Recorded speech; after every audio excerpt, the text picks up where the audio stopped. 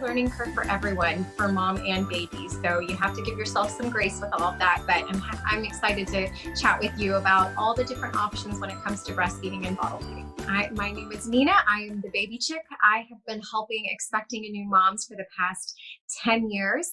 I first started off as a baby planner and then became a doula, a postpartum doula, a childbirth educator, a newborn care educator, infant massage instructor, and more. I've helped over 700 families. I've been to over 300 births at hospitals, birth centers, home births. So I'm all about supporting moms, whatever they feel best for their pregnancy, birth, and postpartum journeys. I started Baby Chick alongside my husband and our wonderful team 5 years ago, and we're all about positivity, inclusivity, and education. So then that way families can feel like they know all of their options so they can make the best choices for themselves and their babies. Wow, that is amazing. Thank you so much.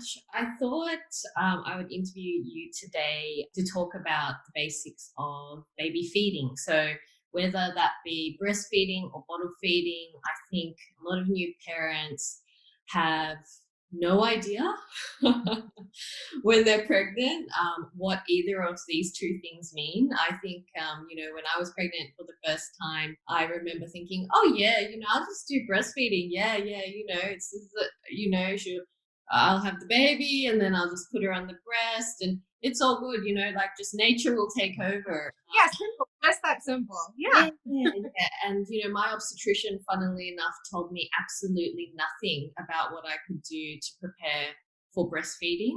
And I had a crash course. I had like a 1-day course that I went to at my hospital, and they just told me, obviously about milk will come in on the 3rd day, or it might come in on the 2nd day, and then this will happen, and then that will happen, and then you just, you just assume, yeah, yeah, it's cool, that's what's going to happen. But little did I know that breastfeeding was actually for me the most challenging part of becoming a mum. So even giving birth, labor, all of that, it didn't compare to how challenging I found breastfeeding. And, luckily I was able to, I guess, overcome it and tap into experts and get so much help after the baby was born. But I think if I had prepared myself a little bit better and understood how baby feeding actually worked, or feeding a baby actually worked, I would have saved myself so much, I guess, drama and trauma pretty much. So yeah, that's why I thought you'd be such a great person to talk to, just about the basics of how to feed your baby after it's born. Yes. Well, I will say, Angela, you are not the only mother who has experienced that. I have seen so many moms when I walk into their room, either in the hospital or at home, and they're looking at me with tears in their eyes, like, "Oh, this is just awful." And I say, "Oh no, this shouldn't be awful. Let's Mm. look at everything. Let's make sure that we're doing everything the best way we possibly can, and if things aren't working, let's look at some alternatives, things that can make things easier for you." So I'm so glad that you got the support that you needed once Yeah. things were getting a little challenging with breastfeeding. But I love to make sure that I tell all mothers that you are not alone, that breastfeeding can be challenging. Some women have no issues at all, and good for them. I'm Yeah. jealous. I even had some issues when I was first breastfeeding my son, and I thought, I'm supposed to know all of this stuff. Yeah. And, but babies surprise you, and it's a learning curve for everyone, for mom and baby. So you have to give yourself some grace with all of that. But I'm excited to chat with you about all the different options when it comes to breastfeeding and bottle feeding. So maybe let's start with like a really basic question. So why do parents need to prepare for both breast and bottle feeding? Yes, it's important to learn not only about breastfeeding. I know that there are great, like you said, you went to the hospital, you took a breastfeeding class to learn about what breastfeeding is, how it works, what to expect a little bit. But it's also important to learn about bottle feeding, because it's really unrealistic to think that you are going to be with baby 24/7. There Yeah. are going to be times when you may have to separate yourself for a few hours. Also, maybe your milk, like you were saying, milk coming in it usually comes in at about 2-3 days postpartum, but I have even seen some of my clients where it takes up to 5 days. And at that point, babies are hungry, and usually we may have to introduce a bottle at that point, or a syringe. We can do some extraction of the colostrum. So there are some other options. But also, maybe your baby has a food allergy to your breast milk. Maybe you've just decided breastfeeding isn't for me, and you tried breastfeeding, but it's just something that isn't working for you and your baby. Maybe your baby's latch isn't working as well as you thought. Maybe they have lip tie, tongue tie, cheek tie. There's so many different things that can result in, we also need to introduce a bottle to babies. So it's important to learn about both. Yeah, that's right. I think for me, actually, I guess the full capacity of milk for me, it didn't come in until day 10.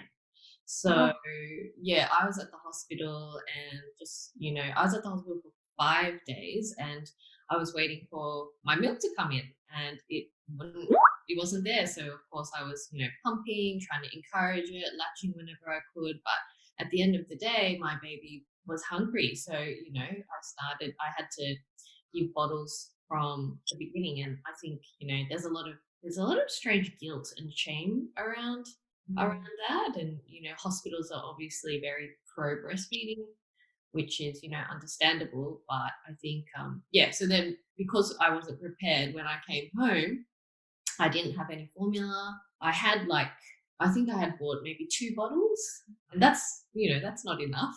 So yeah, that's why I think it's important to prepare for both as well. Absolutely. And I'm so sorry that you had to go through that struggle. I wish I could have been there to help. But that's why we're talking about this now, and hopefully helping another mom who may be going through the same struggles. Yeah, right, exactly. So how does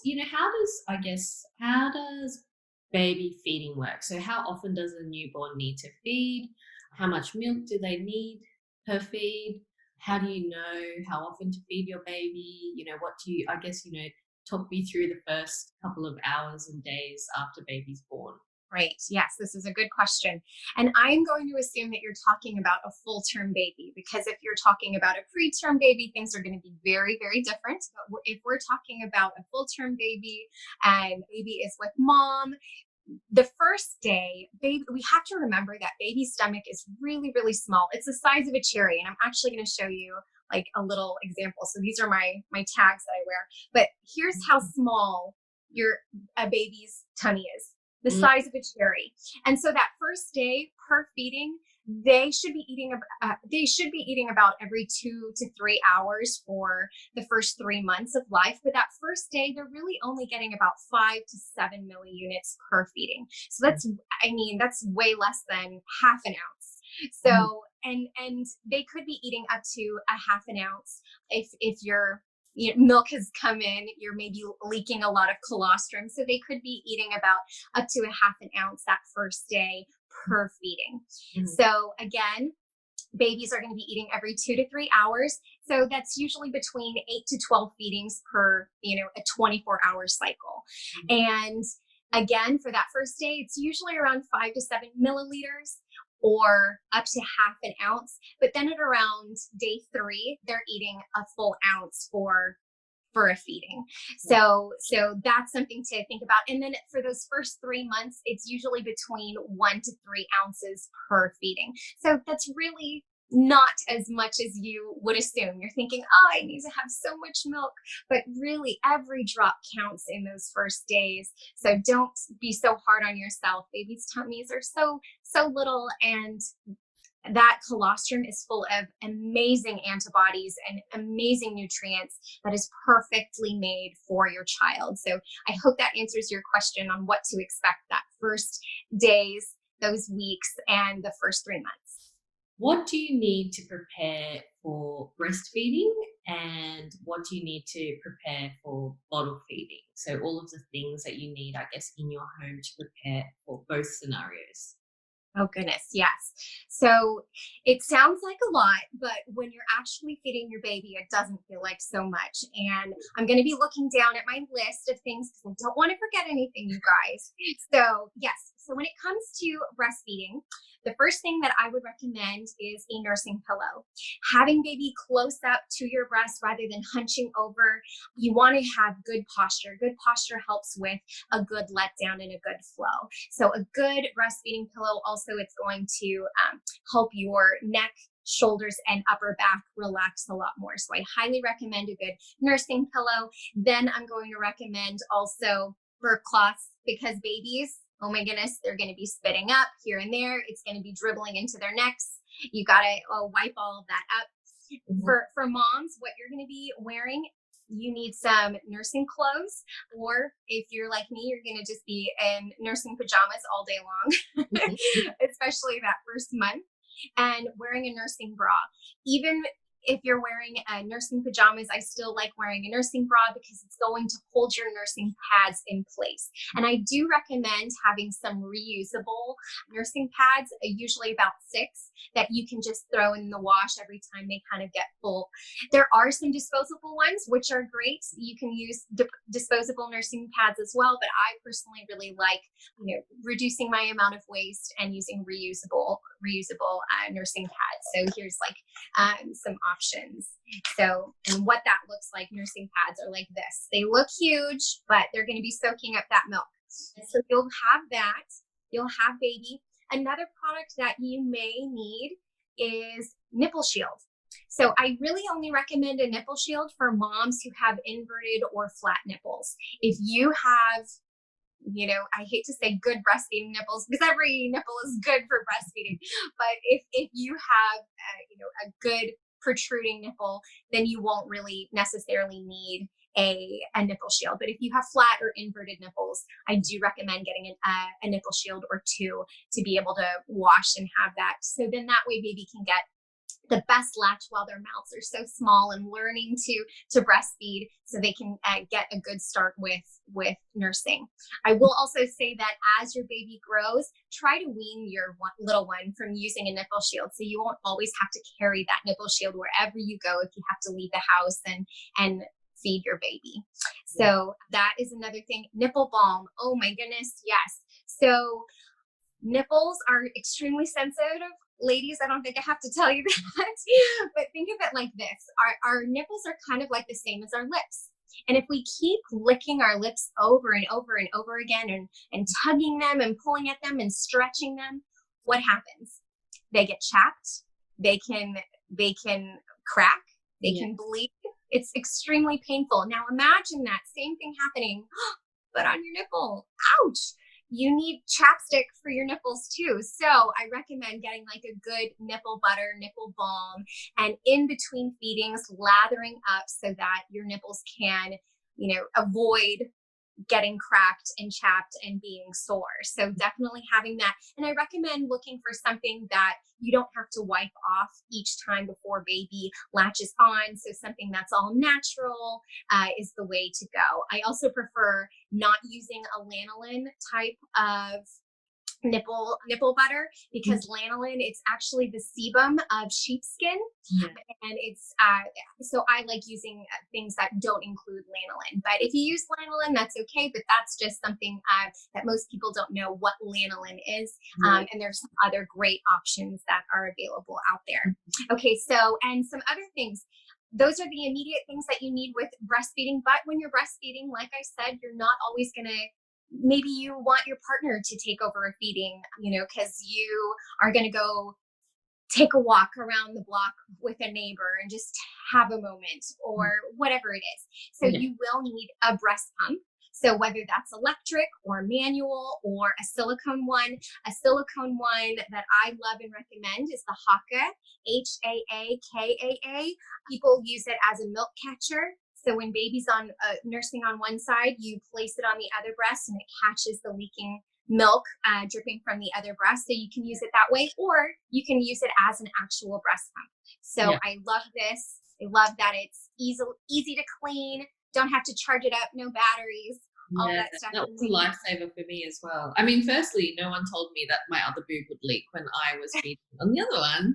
So that was a discovery. And then yeah, no, sometimes if you use the haka well, you almost kind of don't even need to pump extra. Exactly. And that makes it so, so nice. But I will say that with the Haka, because if you're using it solely as a milk catcher, you need to make sure that you're getting a good amount of foremilk and hind milk balance. Because usually it's getting a lot of the foremilk and not enough of that hind milk. So with that, you want to make sure that there's a good balance and have enough hind milk also stored up. But those are the things that I recommend for breastfeeding moms. That I know it sounds like a lot of different things, but it's really not, and it's so helpful to make your breastfeeding journey a lot easier. I think the other thing that, again, you don't realize when you're pregnant is that how long you're spending every day feeding the baby. So yes, this is a very good point. And so when I say a baby feeds every 2 to 3 hours, people think, oh, I have then a 2 to 3 hour break until the next feeding. And I say, no, no, no, no. It's more of like this. It's kind of like a woman's cycle. You start, if you have a normal 28-day cycle, it's including that's your period.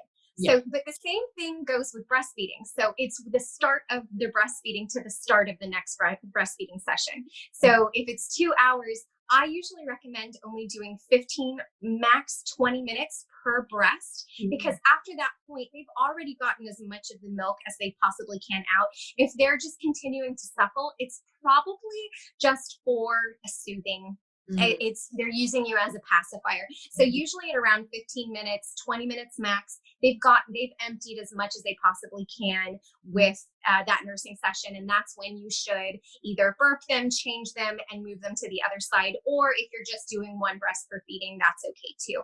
But yes, and because that's, if you do 15 minutes, that's 30 minutes, then you really only have an hour and a half until the next feeding. But remember, after you do that feeding, you're then burping them, you're changing them, you're swaddling them, they maybe spit up, you change them again. So by the time you finally swaddle them and put them down, you maybe have like 30 minutes until you have to do it all over again. So you do feel like you're constantly just feeding this little baby, and that's very, very normal. But if you feel like you're doing that, that means you're doing it right, Yeah. And that's why, all these things like the nursing pillow, like you said, and the haka and the nursing pads, these are all just things that, make it easier for you, make it more comfortable. Yeah, because it is kind of nonstop, isn't it? It is. Yeah. It is. Yeah. And that's morning, noon, and night, at night too. And, I'm all about making sure babies get long, full feedings before bedtime. So then they can have, full bellies and hopefully last to that 3 hour mark. So moms can get a little bit more rest, because I have met moms where babies will only nurse, for a few minutes, maybe 5 minutes for each breast. They just don't want any more, but they prefer eating every hour. So it kind of depends on your baby, on your milk production. So you have to kind of see how things go.